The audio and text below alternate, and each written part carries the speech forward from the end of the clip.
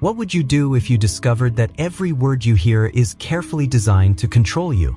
From your first breath to your final thought, language weaves an invisible web that defines every corner of your existence. Now imagine that this web is built to trap you, and that every thread is a word meticulously chosen to numb your judgment. That's the lesson George Orwell left us. Whoever controls language controls thought, and through a seemingly innocent parade of polished and emotional terms, makes us accept the unacceptable as if it were inevitable. The first trap hides in vagueness. When you hear collateral damage, do you think of innocent victims, shattered faces, and broken families? Probably not. That euphemism turns horror into a sterile expression, like a technical report that anesthetizes compassion. Instead of confronting the pain, you're presented with a neutral, bloodless concept. And just like that, the heart stops beating in rhythm with the tragedy. By softening brutality, the word acts like a bandage that keeps the open wound out of sight. That moral anesthesia isn't an accident, it's a deliberate strategy. Rulers and their spokespeople choose abstract terms to mask the harshness of their decisions. A settling of scores might mean the execution of dissenters, an urban restructuring could mean forced evictions, and a contingency plan might disguise the violation of rights. Every word works like a veil, and behind that veil lie acts that, if called by their true names, would spark massive outrage. Then come the stock phrases, those canned formulas that sound like grand speeches but lack real substance. Defending freedom, protecting order, promoting well-being. They sound noble, but what do they actually mean? The relentless repetition of these familiar phrases creates a dull echo that lulls reflection to sleep. Faced with the constant hum of the same expressions, the brain switches to autopilot. It no longer questions, it just agrees. It's like watching a movie on loop, where every line fades into the next, and none invites critical thought. That collective autopilot feeds on mental laziness. When the receptors of language are saturated with cliches, every new idea demands extra effort. Repeating "security is peace" is as easy as turning on an old radio and hearing the same song as always. And so, minds become fallow fields, ready to be seeded with whatever official slogan comes next. Orwell called this machinery newspeak, a linguistic system that transforms reality by altering the meaning of words. War is peace, proclaims the party. Freedom is slavery. Ignorance is strength. By inverting the meaning of terms, internal resistance is disarmed. The individual no longer knows what to believe in, and any flicker of rebellion becomes a mirage. It's a magician's trick. While your eyes follow the movement of one hand, the other steals your ability to discern. That deliberate confusion creates controlled chaos. If you can't trust the meaning of words, how can you question orders? Every time a concept is twisted into its opposite, the mind surrenders to the semantic maze. And in that maze, power whispers, "There is no way out, accept what we give you." Resignation becomes your refuge because the effort to escape the maze is exhausting. No less powerful is the raw emotion certain words carry. Traitor, enemy of the people, freedom. Just one of these is enough to ignite passions and smother reason. Emotional speech demands visceral responses, not arguments. When a leader yells, "treason," people don't ask for evidence, they react with outrage. That eruption of collective fury shuts down debate. Words become projectiles that need no justification. The goal is to wound thought, not to persuade with reason. Thus, a stage is set where truth loses ground to spectacle. Instead of offering facts, emotions are sown. Applause is preferred over analysis, shouting over reflective silence. In that frenzy, logic is reduced to ashes, and the crowd revels in its own passion. Haven't you ever been swept away by a phrase charged with outrage or hope, without stopping to see if there was anything solid behind it? The decay of language reflects the decay of thought. When we accept empty or ambiguous expressions, our ability to reason weakens. Each imprecise word is another brick in the wall that separates us from clarity. And as that wall grows, inner freedom shrinks. Passivity settles into the soul, and self-criticism is banished to a dusty corner of the mind. Today, instead of hearing, "We're spying on the entire population," we hear, "We're implementing an advanced national security program." That grammatical construction promises well-being and protection, but hides a regime of mass surveillance. Instead of alarming us, it soothes us. Everything is under control. We fall asleep with the comforting thought that someone is watching over us, while the great eye of the state watches us without rest. That forced well-being is the new golden cage. Every time we accept a euphemism, we take a step toward resignation. Every time we applaud a slogan, we let autopilot take over our judgment. Every time we're carried away by the emotion of a single word, we surrender a piece of our freedom. And what do we gain in return? A mirage of security, a prefabricated comfort, an applause that echoes into the void. Yet history also shows us ways out. When readers, citizens, or students uncover the trap, they rekindle the spark of wonder. Words become bridges again, not walls. The act of naming with precision restores dignity to victims. Critical analysis dismantles the machinery of propaganda, and reflective silence heals the cracks in our thinking. To rebuild that bridge, you must first sharpen your ear. Learn to detect vagueness. When a phrase doesn't name what it claims to name, something is being hidden. Be wary of repeated formulas. If they sound too polished, they may have been designed to distract. Keep your internal compass alert. If a word gives you chills or stirs up excessive passion, ask yourself why. Emotion is valuable, but it needs the company of reason. Then, instead of resigning yourself, take on the role of a detective. Look for first-hand accounts, hard data, and diverse voices.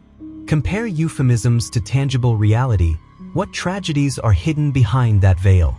Every time you expose the gap between words and actions, you erode the power of deception. Every question you pose to your surroundings plants the necessary doubt for others to wake up. The key is not to fall into the trap of cynicism. Recognizing manipulation doesn't mean surrendering to it. It means arming yourself with hope. Because, in the end, language is a double-edged sword. It can imprison, but it can also set us free. Every precise word, every well-founded argument, every act of collective empathy is a rebellion against the tyranny of empty semantics. If you allow truth to reclaim its voice, the noise of propaganda will lose its strength. When you name what's happening without fear, euphemism stands naked before your eyes. When you demand coherence between words and actions, hollow slogans will collapse. And when you inspire others to sharpen their ears, you'll weave a network of critical thinking that no power can dismantle. The battle for freedom begins on the battlefield of words. Never underestimate the power of a precise term, a timely question, or a silence that invites reflection. Every well-chosen sentence is a spark of awareness that can set apathy on fire. Every voice that refuses to repeat empty slogans is a beacon lighting the path toward a freer society. So, the next time you hear enhanced national security, ask yourself, at what cost? When someone offers to defend freedom, dig into what that really means. If someone speaks of collective well-being, demand proof of concrete actions. Don't let words hypnotize you. Become their guardian, not their victim. Because in the end, to control language is to control thought.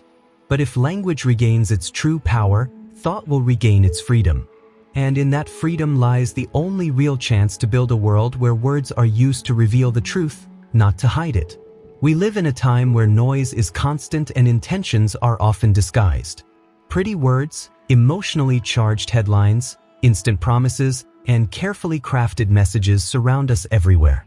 And without realizing it, we begin to repeat ideas that aren't our own, to desire things we don't understand, to act as expected without ever asking why.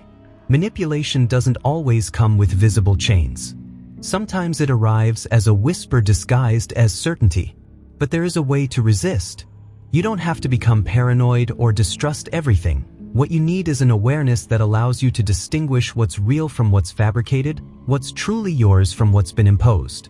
And on that path of lucid vigilance, there are 5 tips that can help us avoid falling into the traps of manipulated thinking. Below, we'll share 5 tips to help you avoid falling into the trap of manipulation so you can gain greater control over your life. The first tip is to develop the habit of asking uncomfortable questions. Manipulation needs you to accept without thinking. That's why the most powerful tool to disarm it is the question: what do they want me to believe with this? Who benefits if I act this way? What's behind this phrase that sounds so nice? Manipulation cannot withstand an inquisitive gaze. On the contrary, it feeds off automatic agreement. Let's take a classic example. A company launches a campaign with the slogan, "We are committed to the well-being of the planet." Sounds noble, but if you ask, how exactly are they doing that? What real actions have they taken? Do their processes pollute less? What impact does their economic activity have on local communities? Then the veil falls. A phrase without facts is just a disguise.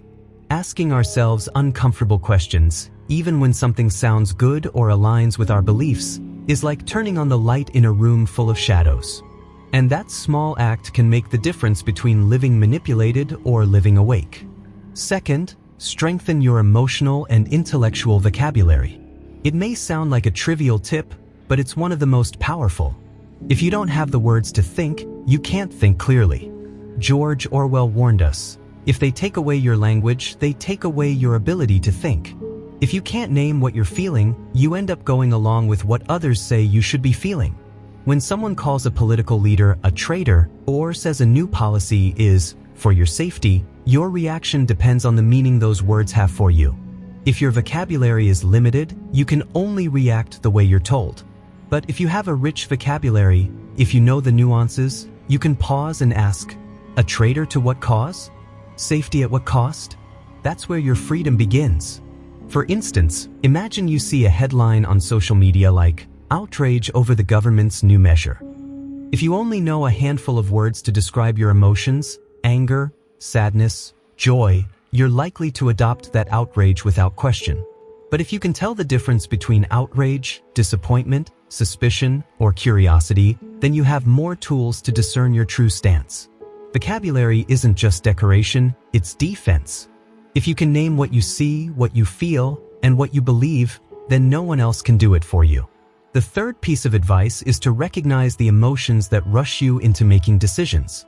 The most effective manipulation doesn't happen in the mind, but in the heart. When a message makes you feel really good or really bad instantly, that's the moment to be suspicious. Intense emotions cloud reason, and that fog creates the perfect environment for others to decide for you. Think of an ad campaign that shows a perfect, happy family having Christmas dinner with soft music in the background. Everything looks loving, tender, ideal. But what is that brand really selling? A product or a promise of belonging? If you buy because of the emotion it stirred in you rather than the product itself, you've already been manipulated. Or take politics. When someone says, "The enemy of the people wants to take away what's ours," and you feel fear, anger, urgency to act, stop. That reaction was provoked. And the more urgent the emotion feels, the more necessary it is to pause. Learning to recognize when an emotion doesn't come from within but from an external message is key to making autonomous decisions. The rule is simple. If something rushes you, first breathe, then think. The fourth piece of advice is to cultivate independent thinking, even when it's uncomfortable. Thinking for yourself can be unsettling.